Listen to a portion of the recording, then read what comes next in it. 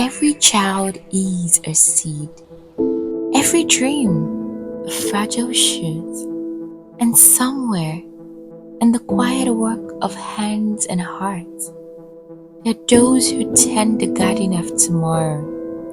This is the story of one such gardener. My name is Stephanie Ofonagoro. I'm a 75-year-old grandmother, but by profession, I'm an educationist. My career started in the bustling city of Mumbai in India, where I was a teacher for 2 years in a primary elementary school.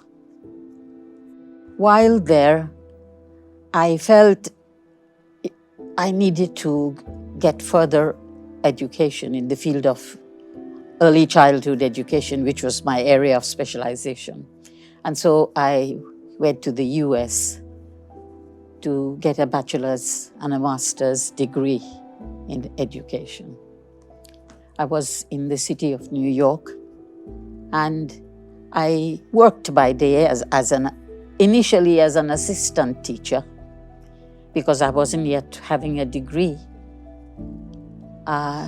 And later, when I had finished my bachelor's degree, I was a full-time teacher in the New York school system.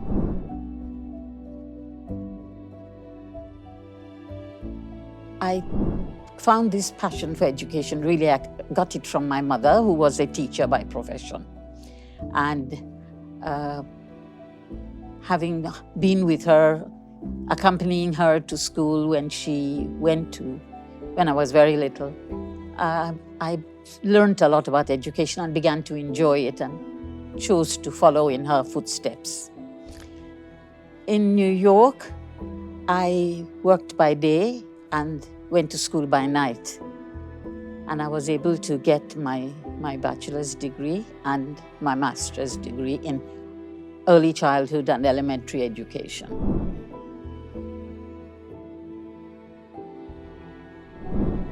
While in graduate school, I met my husband, who happened to be the first Nigerian I ever met.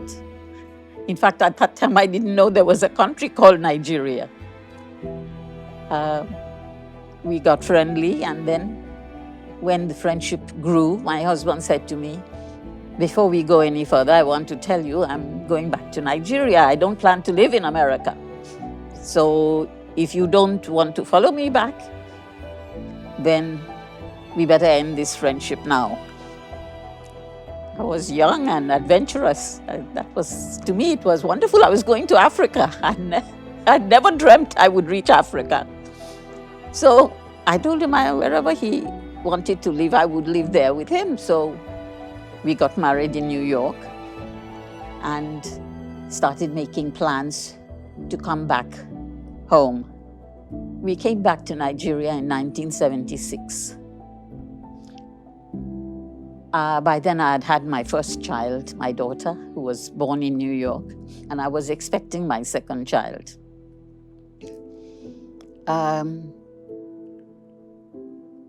Initially, I didn't work so that I could get settled in this new environment where I didn't speak the language. I didn't know anybody except my husband, so I didn't work. But my first job was a lecturer in the Muslim Teacher Training College in Randall Avenue, Surulere. I taught there, and that was under the Lagos State Ministry of Education. I taught there. I lectured there for 1 year. But then they moved it to Agege. And I was still very new in Nigeria, and I wasn't very confident in driving.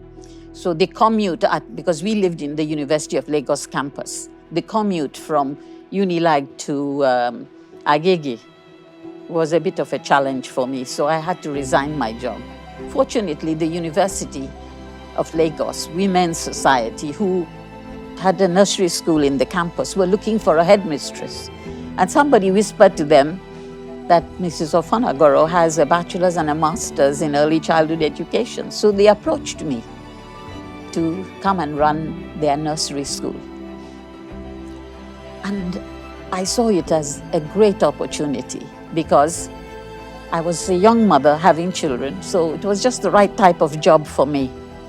I was living in the campus. I wouldn't have to drive far. In 10 minutes or 15 minutes walking, I could reach my office. Driving 2 minutes, 3 minutes, and I was there. So I jumped at the opportunity. And so in 1978, I started as the headmistress of the University of Lagos Women's Society Nursery School.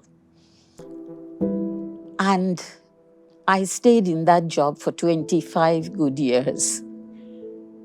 I never thought I would stay there that long. I thought I would just do it for about 5 years and leave. But I so thoroughly enjoyed the job. There was a health center in the campus. If any baby was sick, I could jump out of the house at 3 o'clock in the morning and rush to the health center, and there would be a doctor on call, and they would take care of my child. So it was a very comforting situation.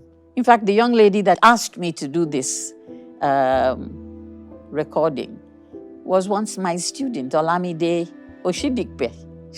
She and her 3 other siblings all went through my hands at the nursery school. And we became lifetime family friends. Her mother and I became friends for life.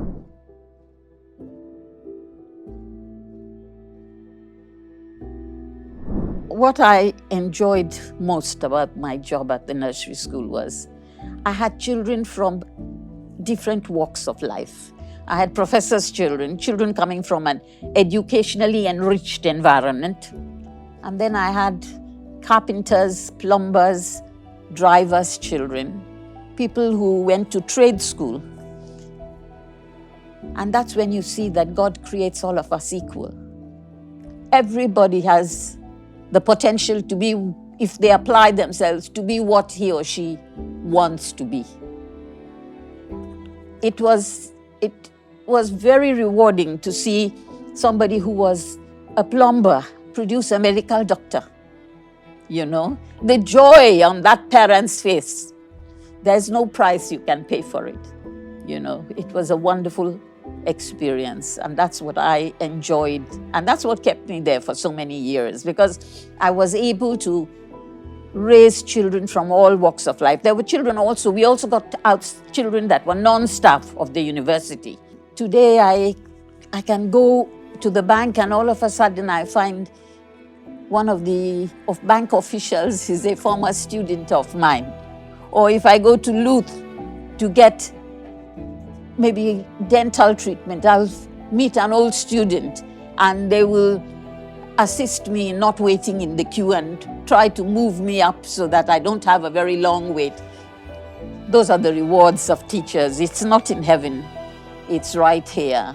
And I enjoyed that. That, you know, was, and I still meet them all over. And God gave me a wonderful gift of remembering names. I don't know how it happened, but even now I can meet a child and I will say, Bayo Abe, and he'll be shocked. He'll look at me and say, Mr. Ofonagoro, you still remember my name? You know, I don't know. Maybe it's just because I had a tremendous passion for education.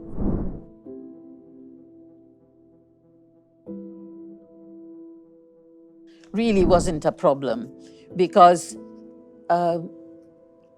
as a teacher, you know, and as a teacher that really loved teaching, I enjoyed being with children. So there was no problem as to giving attention to my children. It was, my children were at an advantage because they had a mother who was a teacher who would help them with their homework, with everything, you know, revising for exams and all the rest.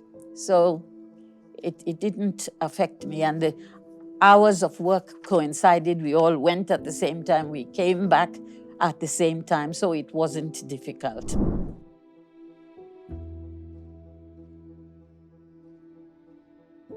When I started at the nursery school, it was in the very early years of early childhood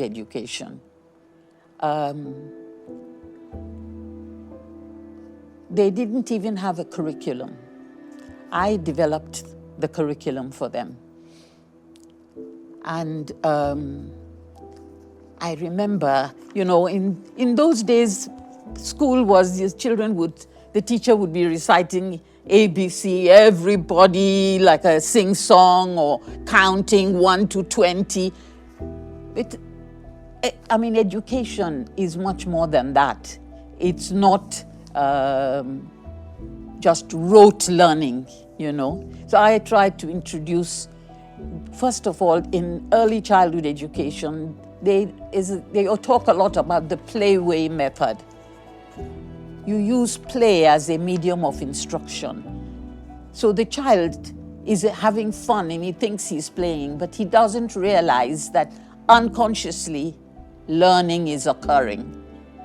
You understand? Like you could put flashcards with numbers 1 to 10 and the children sit in a circle and you say, Ayomide, come and pick number 7. And he'll pick the 7 flashcard. Now go and bring me the card with 7 objects. He has to now go and look for the card that has 7 balls and bring it. And then, okay, you've accomplished that. Call another child. Come and pick number 2. And the child comes and picks up. You're playing a game. They think they're playing, but they are learning. Unconsciously, they are learning. That's why in early childhood education, there's a lot of emphasis on visual displays, charts, lovely charts in the classroom. They are not just there for decoration. That's what you call the hidden curriculum.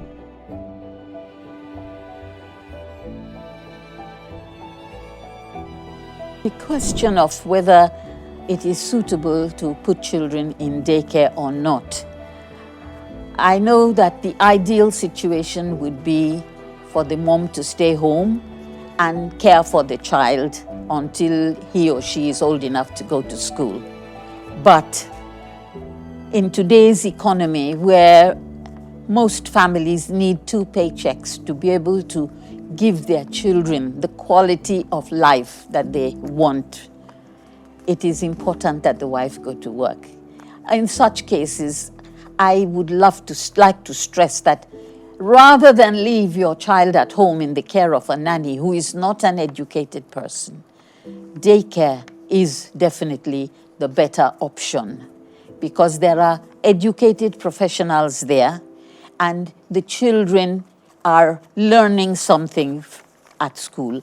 And let me tell you, young children learn better from other children than they do from adults. You'll find that when a child has to learn to talk, if that child is in a daycare situation, mixing with other children, some of whom are already talking, it helps them to develop language faster. So it is an advantage. Keeping them at home with a nanny is not a good option because the nanny may expose them to TV shows, things that are not suitable content for the young child, whereas such a thing will never happen in a daycare. Over there are teachers who care for the children and they will ensure that the children are gainfully occupied in activities that enrich the mind, not just sitting and gawking at a television.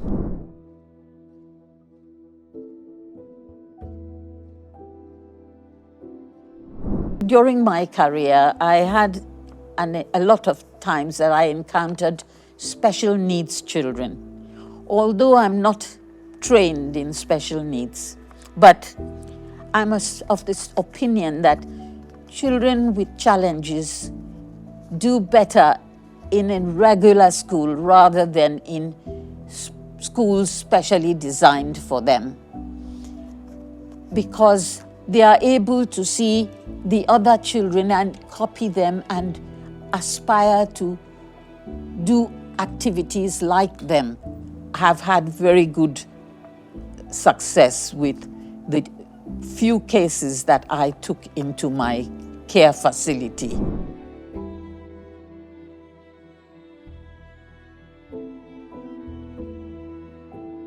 My advice for mothers today is to have a very good relationship with your children. You know, I came from the old school. In my days, they believed that children should be seen and not heard. That's not true. We really need to talk with our children, listen to them. I remember when I used to take care of my grandchildren, my granddaughter went to my daughter and said, "Mommy, I don't want grandma to do homework with me." And I asked her, and her mother asked her why, and she said, "Well, grandma's not patient, and when I don't understand, she pulls my ears." That was the old teacher coming out in me. You need to be able to talk with your children and not, I don't advocate corporal punishment, beating, talking. I think all my children have done very well with that. They have very good relationships with their children, and I advise all young moms to talk with your children, encourage them to share things with you, not to be afraid to come and tell you about what's going on in their lives. And that should continue all the way up to adolescence. My name is Adebola Salako-Kupolue, and it's such a pleasure and an honor for me to speak about the great woman called Mrs. Stephanie Ofonagoro. My memory with her started around 1987 when I joined the University of Lagos Women Nursery School. If you were in that school, you remember how Mrs. Ofonagoro sometimes welcomed us warmly into school at the gate already, chastising our parents when they brought us late to school, and just being kind generally. But the greatest memory of all that would forever stay with me is when I started learning how to write. My mom, of blessed memory, told me years later that the government had started sensitizing them on some kids use left, that the telltale signs, this is what you should look out for. And she realized I was one of those kids. I wasn't her first child, there was nobody in the family using left, so she could tell. Because my mom, of blessed memory, was also an educationist, so she could tell all of these things, as well as a psychologist. So she said she went to school one day and said to them, "It looks like this child who use left hand might be difficult for you to teach her how to write. Please don't stress, just let her play with toys, let her do every other thing you do in class. If you are not able to teach her how to write, I will do that when we get home." Somehow Mrs. Ofonagoro heard, I don't know if it was my mom that told her, the teachers, or she just realized, because she knew all of us on a personal note, she was that dedicated to her work.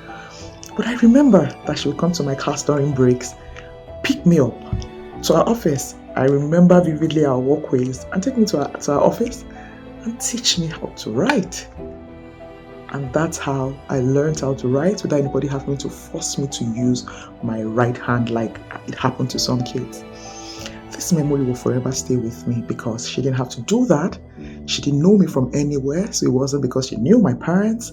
She knew every child on a personal note. She ensured that our path to learning was specific and tailored towards us. So I am so grateful to God that I have the privilege to say thank you to you, Ma, openly. God bless you. God reward you. May the remaining days of your life be lived in good health and in sound mind. I'm so grateful to you, Olamide, for featuring me in this. It's such an amazing thing to do for a woman of honor, just like Mrs. Ofonagoro. And I'm most grateful as well that I reconnected with you, Ma, last year when I told you about the book I was putting together called 20 by 40, telling the story of 20 leaders that have shaped my 40 years on earth. I'm grateful that I'm able to feature you and also honor you in that book. Thank you for being an exceptional teacher, an exceptional head teacher, and just for mothering us in the way that you did. We are living testimonies of the good that you have done. Thank you. Thank you.